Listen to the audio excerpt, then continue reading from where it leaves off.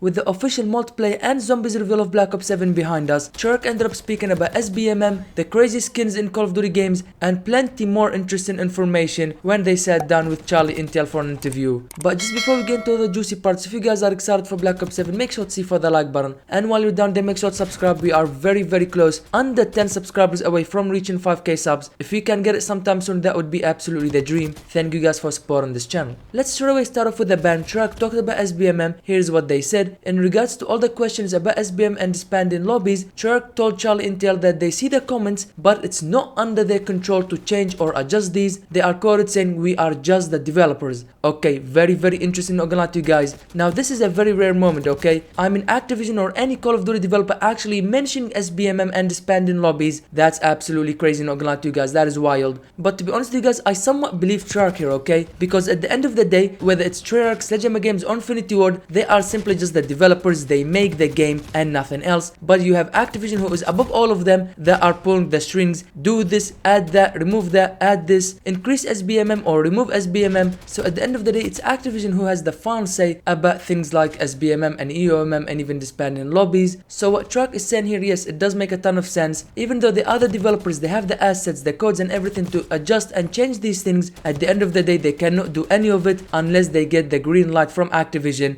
And as long as Activision says no, any of the three developers simply cannot do anything. So until Activision has a change of heart, it seems like none of us, including the developers, can really do anything about it. Moving from one controversial topic to another, Charlieintel says that Treyarch confirmed to us in an exclusive interview they have cancelled some big brand collab skins for Black Ops 7 after community feedback. There are opportunities that we had lined up. After some of our conversations, we straight up turned them down. Once again, that is very interesting, and you can actually interpret this in many different ways. First of all, Activision actually listened to the community, listened to their players, and they started to make some changes, and they cancelled up some big collabs with these crazy wacky skins that we've been getting for the past couple of years. Another way is, this is just some PR damage control after the backlash that they were facing. This is just them saying, yeah, well, we had plenty of operator skins that we wanted to do, but because we care about the community, we are no longer doing them. And let's be honest, I find that a bit hard to believe, okay? Especially if they had deals with these big brands. I mean, they're not talking about just big brands, they're saying big brand, which means the massive brands. And if they had deals with them, I do not see them pulling out, okay? Now, if they had ideas of who they wanted to work with but never actually made any contact with them, then yes. But the fact that they're saying they had some big brand collab lined up means that they talked with them, interacted with them, and most likely struck a deal. And all of a sudden, Activision just cares about the community and they turned it down. Believe me, I don't care who you are or how many subs you have on YouTube, Activision will never miss an opportunity to make money just because the Call of Duty community or somebody with like 5 million subs said they no longer want these wacky and crazy skins.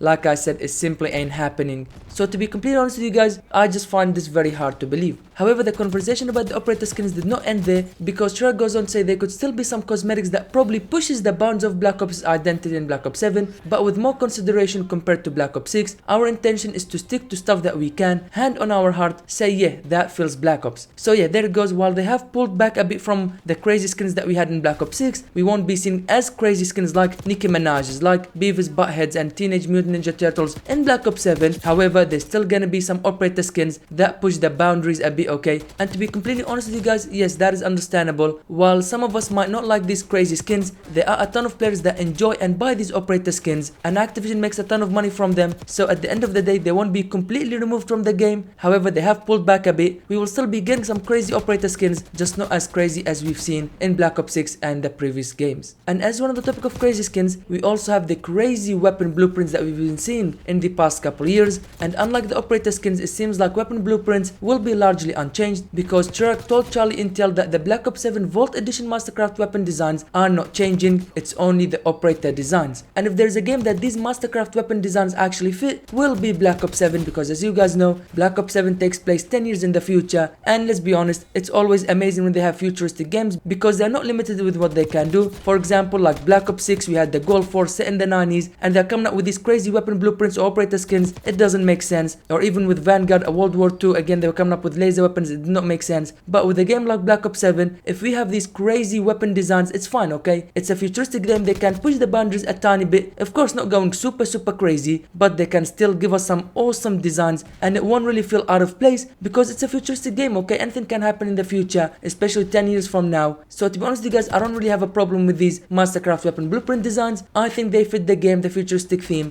Following that, they go on to talk about the post-launch content of Black Ops 7 and how massive it will be. They go on to say Black Ops 7 Season 1 content offering will be the biggest season of content ever, with post-launch having a ton of content. So yeah, I think it's making certain no one can do any kind of math and think that we did not actually absolutely bring it. Basically what Treyarch are doing here is they are taking aim at the rage bearers and the haters of Black Ops 7 by saying, oh, it's gonna be another terrible game, another DLC game with not a lot of content like we saw with Black Ops 6. And let's be honest, I don't care how much you glaze Black Ops 6, you know that the game wasn't good, okay? It wasn't good in terms of post-launch content, it was very bare bones, but that's gonna be absolutely different when it comes to Black Ops 7. They said that we'll be absolutely bringing it. Season 1 is gonna be the biggest season of content ever since the beginning, since Modern Warfare 2019. Of course, the best game in terms of post-launch content to date was Modern Warfare 3. It gives us a ton of content, and it seems like Black Ops 7 will up that, and it will be even better than what we had with Modern Warfare 3. So let's hope that's true, but I guess only time will tell. And speaking of Treyarch absolutely bringing in terms of content, we obviously know that weekly challenges will be finally returned in Black Ops 7. They go and say that with weekly challenges in Black Ops 7 Season 1, every week has 6 challenges for multiplayer, zombies and warzone, and endgame. You have to complete a total of 6 across all modes for each week. Season 1 will have 9 weeks with 2 new weapons, new streaks, attachments, blueprints and 2 universal camos. Okay, that is a ton of content, okay? And what's awesome about this is the fact that, as you guys know, with each season we get about 4 or 5 weapons, and with this new weekly challenges also giving us 2 new weapons, that means we could be seeing up to 6, 7, 8 weapons per season. That's absolutely crazy, okay? And yes, it has been confirmed that the 2 new weapons for the weekly challenges will be completely separate, will be different from the launch of season weapons. So like I said, we will not only be getting 4 or 5 per season, but alongside 2 with every new season's weekly challenges. And alongside that, we also know that there's going to be 2 universal camos.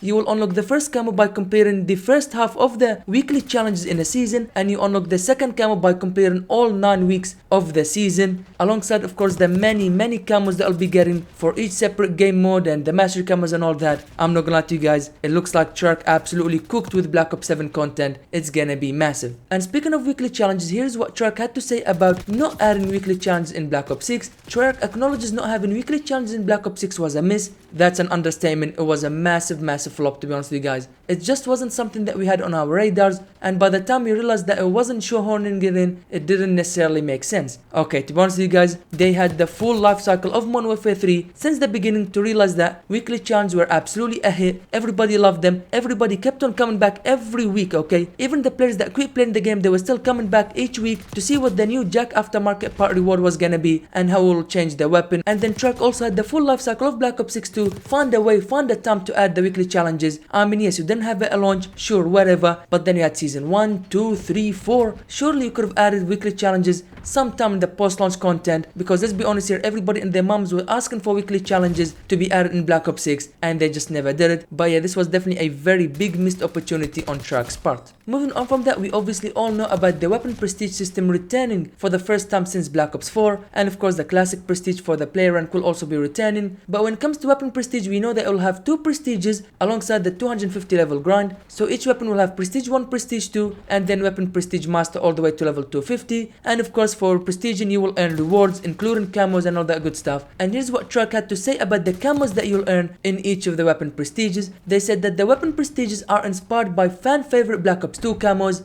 Absolutely W, okay? I don't care, absolutely W. Some of the camos that will be earned for prestiging our weapons are inspired by fan favorite Black Ops 2 camos. I don't know about you guys, the first camo I want to see is bacon, okay? You guys know how iconic the bacon camo was. It needs to return, okay? If it doesn't return, this game is a flop. I'm saying it right now.